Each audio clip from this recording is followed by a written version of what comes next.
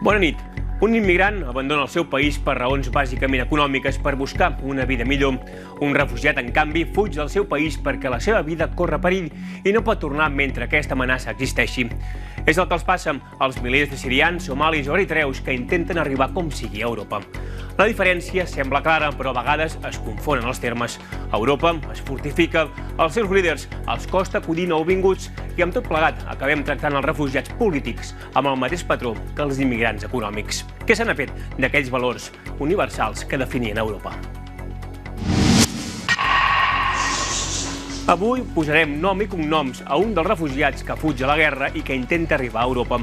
Es diu Lawad Dek i va haver de deixar Síria pel conflicte que dessagna el país. El veurem fa 6 mesos quan va aconseguir arribar a Grècia i el retrobarem mig any després per comprovar com hi ha quedat atrapat. La gent em deia que un cop arribaves a Grècia era molt fàcil anar a Europa. Però això no és veritat. Sabem de què fugen els sirians, però i els eritreus? A Lampedusa no paren d'arribar barcos plens d'habitants d'aquest petit país del qual ningú en parla. Ens endinsarem en un règim paranoic i desconegut de la mà d'uns periodistes exiliats a París que defineixen el seu estat com la Corea del Nord africana. Dedicarem la segona meitat del programa a parlar de l'Argentina, que diumenge va celebrar eleccions parcials. A la presidenta ningú la va veure perquè encara està de baixa, però tothom la tenia al cap. I si jutgem pels resultats, podem parlar ja del principi de la fi del kirchnerisme?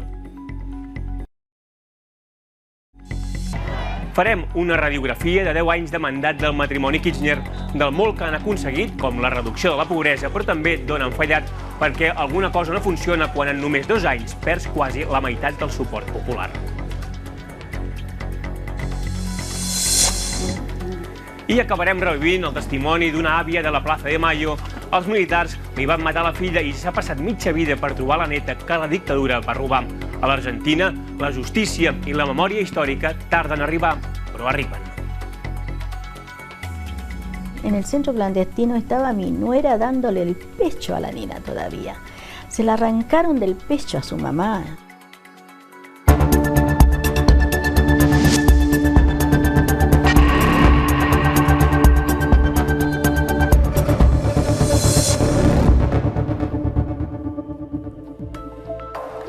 Arran del naufragi de Lampedusa, podríem pensar que ha augmentat el nombre de gent que intenta arribar a Europa, però no hi ha una gran pujada respecte a l'any passat, simplement continua sent moltíssima gent. Des de principis d'any, via Marroc, han entrat a Espanya 4.700 persones, molt semblant al 2012. Per l'Europa Oriental, els veiem poc, però han arribat 17.000 refugiats o immigrants sense papers, un pèl menys que l'any passat. En canvi, on sí que ha augmentat el fenomen i s'ha fet més visible és el Mediterrani central. Més de 16.000 persones han intentat arribar al sud d'Itàlia i centenars han mort a un intent. Sovint oblidem que darrere tanta xifra hi ha gent amb noms i cognoms, família, projectes i molts patiments que busca un futur digne al nostre continent. És el cas d'aquest jove que s'escapa de la guerra de Síria i que ara els presentem. És un reportatge preparat per Jaume Bartolí a partir de material de Metges Sense Fronteres i que comença fa ara 6 mesos. C'era un ragazzo che come me amava i Beatles, i Rolling Stones, girava el mondo, veniva da... De nen volia anar a estudiar al Canadà, però no li van donar el visat i va començar administració d'empreses a la Universitat de Damasc. La guerra el va obligar a tornar al seu poble, però era curt i tenia 21 anys, i això a Síria és perillós. L'exèrcit del règim et pot agafar com a recluta per enviar-te al front, o et poden matar els islamistes radicals per ser kurd. I a l'abril va passar la frontera de Turquia, i no es va quedar en un camp de refugiats. Lawad Dek tenia una altra idea. To go to Greece, by boat. We were 25 persons. There were two children. It was night. We were a little bit scared because night and small boat, very dangerous. The journey took us 3 hours. When it's 5 o'clock in the morning, Greek police saw us by their ship, big ship. We all were afraid. They took us to Turkey. La policia grega els va desembarcar a l'illa de Lesbos, on els va donar un permís d'estada de 6 mesos i els van portar fins a un vaixell que anava a Atenes. De matinada, el continent europeu apareixia a l'horitzó. I don't have words to explain this feeling. Really good. Feel free and happy to I'm outside of Syria. Però una sorpresa els esperaven desembarcar al port del Pireu. Els estaven esperant membres del SEDEX, l'organisme europeu que vigila les fronteres exteriors de la Unió Europea. They knew that I speak English. They asked me how I came to Turkey, who brought me, who helped me, who was with me. Yeah, I told him everything. Els sense papers són portats a camps de detenció, però des del passat mes d'abril, els sirians que arriben a Grècia se'ls deixa anar amb un permís de residència de 6 mesos renovable. A les poques hores, Dec passejava lliure pels carrers d'Atenes, el cap ple de somnis. I didn't expect that Athens would be as I expected. I imagined that it would be like Europe, like British countries, cities, Germany. But you are disappointed? No, it's okay to me. Better than Syria.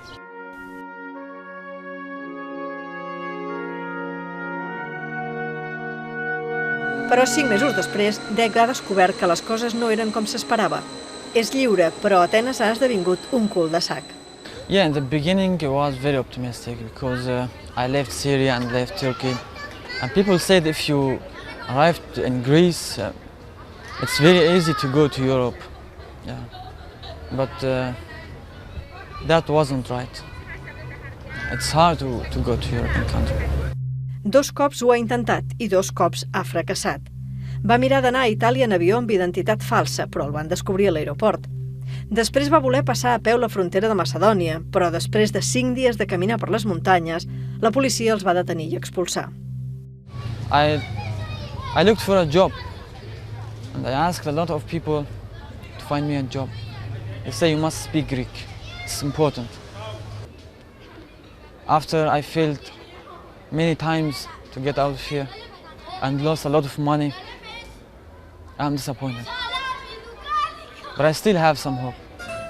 Atrapat a Grècia, Dec diu que ho tornarà a intentar. Voldria anar a Anglaterra o Alemanya i encara somia, el dia que tingui la residència europea, de poder emigrar al Canadà. En la cimera de divendres passat a Brussel·les, els líders de la Unió Europea no van tenir més remei que parlar de Lampedusa i de les polítiques d'immigració, però, malgrat el drama de veure 400 morts naufragats a les portes d'Europa, de Brussel·les no en va sortir cap proposta concreta i cada país va venir a dir que ja feia prou per assimilar els nouvinguts. Part dels experts, per això, reclamen valentia política, deixar de tractar els fluxos migratoris com un assumpte merament de seguretat i també demanen complir amb uns principis humanitaris bàsics. No es pot tractar amb les mateixes eines l'arribada d'immigrants econòmics que l'arribada d'una persona que el primer que fa és demanar-te asil. Asil com a primer pas per esdevenir un refugiat polític a la Unió Europea. La Unió Europea té una gran tradició de recepció de refugiats polítics, sobretot als països nòrdics i països centreeuropeus, mentre que al sud d'Europa, l'Europa mediterrània, diguéssim, no té cap tipus de tradició i no té les eines per gestionar els refugiats.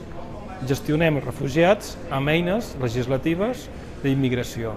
La dreta, l'extrema dreta, amb un discurs contra l'immigrant, com aquí a nivell local també tenim, estan reforçant-se, per tant hi ha una inquietud política per part d'una part de la societat i el que s'està fent és integrar aquest discurs a l'agenda política dels països majoritaris.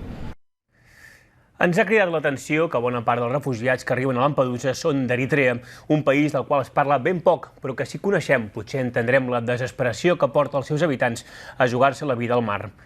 Situat a la banya d'Àfrica, davant l'Aràbia Saudita, és un país amb poca diversitat ètnica. Té només 4,5 milions d'habitants, la majoria al districte de la capital, Asmara. Fa 20 anys es va independitzar d'Etiòpia, però el règim encara viu en guerra, en estat de guerra psicològica amb el seu veí i rival. Sense aliats de pes, està pràcticament aïllat del món i la dictadura que el governa guanya en tots els rànquings de violadors de drets humans i drets civils.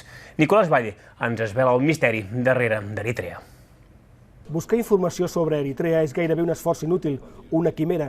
No és que no passin coses en aquest país, simplement no transcendeixen. Només cal mirar l'arxiu de TV3 d'imatges. Només surten 22 coincidències. Tot això en 10 anys. I l'última referència és del desembre del 2009. Són notícies, la majoria, relacionades amb la immigració. I gairebé no hi ha res sobre l'interior del país. Què passa a Eritrea? Anem a YouTube, aquí hi ha de tot. Però sobre la situació del país, només 2 reportatges, un de molt complaent de la televisió iraniana i un de molt crític d'Al Jazeera, gravat clandestinament. Els periodistes estrangers no podem viatjar a Eritrea, no podem treballar allà. Per tant, si volem informació de primera mà, haurem d'acudir a l'exili. Més en concret a París. Emmanuel Girmay és un dels periodistes de Radio Arena, una estació que emet informacions i reportatges sobre Eritrea per als compatriotes que s'han quedat al país. Emmanuel proposa oblidar alguns tòpics sobre la immigració, homes i dones desesperats que fugen de la gana. The cause of people fleeing the country is totally different from other countries in Africa. It's not a matter of economy, it's a matter of political for Eritrean people. But of course, with the situation they have now, families are getting poorer and poorer from time to time. Se sap tan poc d'Eritrea, se sap tan poc del seu règim, fins i tot se sap poc del seu paisatge. La capital, Asmara, és descrita com una ciutat agradable, molt italiana, amb terrasses per prendre un macchiato i edificis art déco. Per als opositors, el seu país és simplement una enorme presó on també hi ha misèria. The government inside Eritrea tries to control everything and wants to block it inside because it's a kind of absolute dictatorship. You don't have a free thinking. You cannot talk whatever you want, and there's no free press. You cannot write. You cannot express yourself. It's almost like a prison, a virtual prison. You cannot live there. Presons secretes, 10.000 presoners de consciència. Encara que hi hagin botigues de telefonia, no està permesa la possessió d'un mòbil sense l'autorització del govern. Una pregunta, quantes coses estan prohibides a Eritrea? I can say everything. Eritreans can do very little inside Eritrea. They cannot listen to our program in internet. That's why we broadcast through satellite. Eritrea is one of the countries which highly controls internet access. Nobody is allowed to have a passport. And even if you have a passport, in any ways, you need an exit visa, which is unimaginable for Eritrean. L'alcaide d'aquesta enorme presó és Isaias Afewerki. 50 anys en la política activa, la meitat del temps com a guerriller i l'altra meitat governant el país com si la guerra no hagués acabat. La televisió no para d'emetre propaganda militar i reclama al poble que es mantingui alerta. Per això la política de reclutament obligatòria més dura del món. The moment you finish your high school, you have to go to military to wanting to do your national service. Then you end up working for the government all your life. There's no way out. Even at some point, the government is providing human resources. They are international companies, and they need human power to do some work. So the government was just giving them people from this national service, and they were not paid. So this is kind of slavery. L'enemic té un nom, Etiòpia. El règim està convençut que els etíops i els nord-americans preparen la invasió i la guerra és imminent. It's a paranoia, I can say. As I told you, yes, it's a very volatile situation in East Africa, and Ethiopia, we have still big issues, unsolved problems, but it cannot hinder not to hold election. It cannot hinder to implement constitution. It cannot hinder to establish basic human rights. He always says, no, we cannot do that because we are still at war. Una enorme presó o una enorme caserna, o pitjor, les dues coses. Emmanuel va treballar 10 anys en els mitjans de comunicació del règim abans de fugir del país clandestinament. Per això sap com funciona el mecanisme mental d'un règim que ha triat l'aïllament com a única forma de sobreviure. Un aïllament, una angoixa que empeny milers d'eritreus a fer una travessa llarga pel desert i que té com a port somniat les costes d'Europa. Sortir d'una presó per tots els mitjans sempre justifica tots els riscos.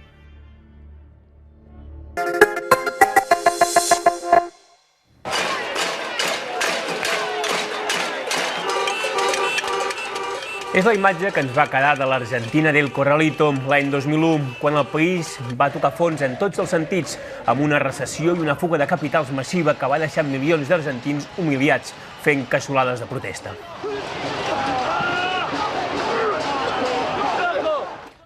Aquella crisi va desembocar en la victòria fa una dècada de Néstor Kirchner com a president. Comparem les xifres d'aquell any amb l'actualitat. La pobresa s'ha reduït a la meitat de forma espectacular. En canvi, la inflació no para de pujar. Era del 13% i ara supera el 25%, la més alta de Llatinoamèrica, la segona més alta de Llatinoamèrica. I durant anys l'economia va créixer un 8% o un 10%, però ara només ho fa el 3,5%. Amb aquest panorama, es van fer diumenge les eleccions. El partit de Cristina Fernández de Kirchner continua tenint la majoria al Congrés, però va perdre gairebé la meitat de vots respecte a les presidencials de fa 2 anys. S'està acabant l'era d'aquest poderós matrimoni. Silvia Eres ens fa una radiografia de la dècada Kirchner i el seu estat actual. En fin, me arreglo demasiado, exactamente por lo contrario suyo, porque en realidad no le molestan ni sus mocasines, ni su saco cruzado, ni mi pintura, ni mi pelo. Lo que le molestan son los intereses que hemos tocado en la República Argentina. Cristina Fernández presumeix de l'obra feta pel kirchnerisme. L'arribada del seu marit a la presidència el 2003 va inaugurar un nou període dins del peronisme que ella continua amb el seu segon mandat. Sobre els pilars tradicionals de justícia social i populisme, el kirchnerisme ha marcat el seu propi camí, un camí que ha funcionat fins ara. Por 2 razones. Primero, porque es un buen gobierno. Segundo, que la oposición no existe. La oposició està totalment atomizada. Els drets humans han estat una prioritat. Les abuelas de la Plaza de Mayo mai oblidaran que va ser Néstor Kirchner qui va abolir les lleis de punto final i obediència debida, fet que permet que ara s'estiguin jutjant els responsables dels crims comesos per la dictadura. Més de 1.500 imputats, 80 condemnats i una quinzena de judicis en marxa. Kirchner va heretar un país que acabava de sortir del corralito i el va portar al creixement econòmic gràcies en gran part a l'exportació de soja a la Xina. Va reduir dràsticament la pobresa i l'atur. Però actualment el que més preocupa a la població és l'altíssima inflació, del 10% oficialment, però que arriba al 25% segons consultores privades. A pesar de que la economía creció más que el año pasado, la percepción de muchos es tan peor que el año pasado, ¿no? Porque a pesar de que aumentaron salarios, aumentaron mucho de los productos que compraban, ya pueden comprar menos que quizás lo que compraba el año pasado. Digo, empieza a tener una percepción de mayor deterioro en lo que es su capacidad de compra. Economia i inseguretat han centrat la campanya. L'Argentina és el país de Llatinoamèrica amb més robatoris i la por a un nou corralito ha disparat el dòlar a 12 pesos al carrer, mentre que en val 5 al canvi oficial. El periodista Leonardo Faccio atribueix els resultats de les eleccions al desgast de la presidenta. A Barcelona, on ha escrit un llibre sobre Messi, que ja s'ha traduït a 13 idiomes, parla de canvi de tendència cap al centre.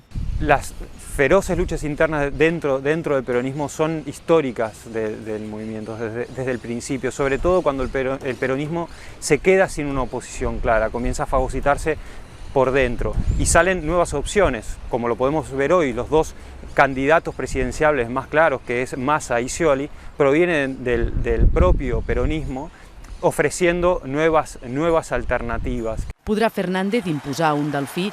Dona de caràcter, ha trepitjat fort des del primer dia. Presidenta, acostúmbrense todos. Presidenta. Pel camí ha deixat aliats incondicionals. La decisió de pujar els impostos en l'exportació de la soja li va costar un pols de 129 dies que va crispar el país, amb talls de carreteres i desabastiment de les ciutats. Va haver de cedir i, a més, li va fer perdre l'estreta relació que tenia amb Clarín, el principal grup de comunicació del país, ara enemic declarat. Kirchnerista convençuda, Estela de Carlotto subratlla que Buenos Aires, tot i que suposa el 40% dels vots, no representa tot el país. La visión siempre está dada sobre Buenos Aires. Buenos Aires es una ciudad enorme, muy particular, muy oligárquica, si se quiere, muy de clase media un poco alta, que siempre estuvo en contra de lo que fue el peronismo, en contra de este gobierno, como las medidas que ha tomado la presidenta y Néstor anteriormente, son muy claras de recuperar el patrimonio nacional, recuperando aerolíneas, recuperando YPF, recuperando yacimientos. Todo eso molesta a ese sector. Y pareciera que los que hablan son los de ese sector.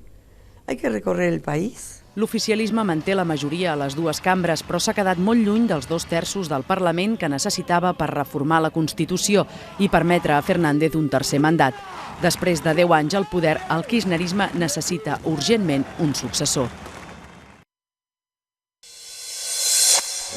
Soy Manuel. Soy Victoria. Soy Sabino. La dictadura nos robó de nuestras familias. Aún quedan 400 nietos que no conocen su verdadera identidad. Ni el amor con que sus familias lo siguen buscando. Vos podés ser uno de ellos. Conocé tu verdad, acércate a abuelas.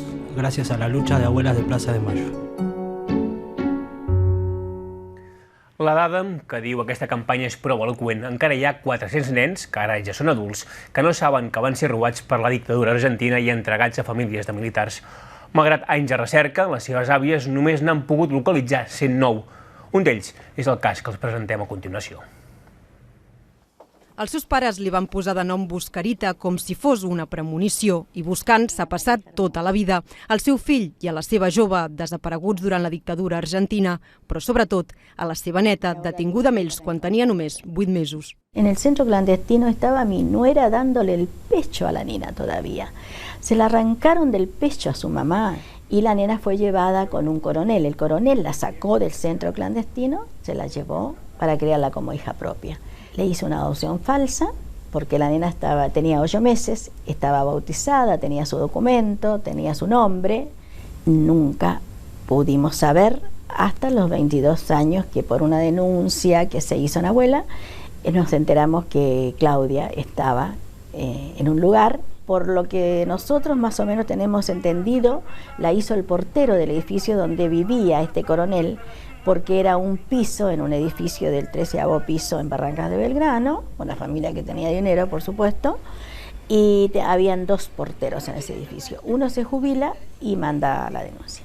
Nosotros tenemos un Banco Nacional de Datos Genéticos donde hemos dejado la sangre nuestra, la sangre de los familiares, y para verdaderamente saber si es hija de alguna de las abuelas, nieta de alguna de las abuelas, hay que hacerle su ADN. Cuando llegue esta denuncia a las abuelas, lo primero que hacemos nosotros es ir a los tribunales.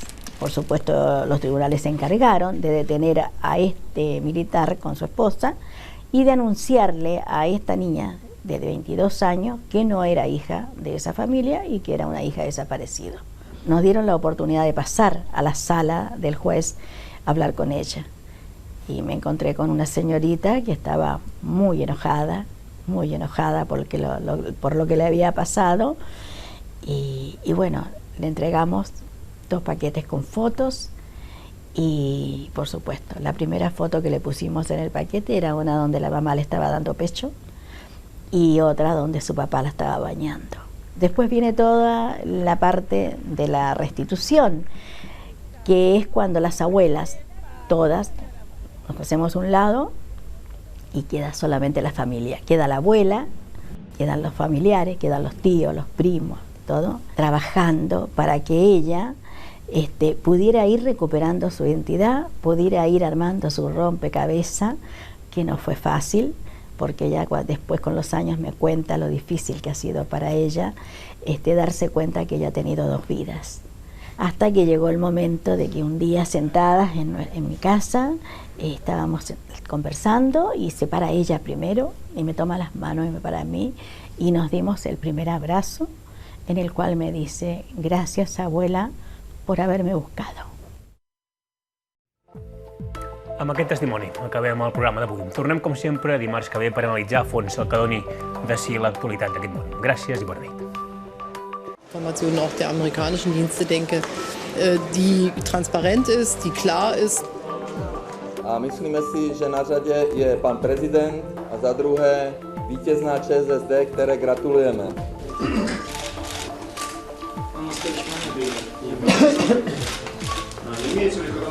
As hostilidades que foram abertas hoje pela Frelimo é uma declaração de guerra, é o rompimento do acordo de paz.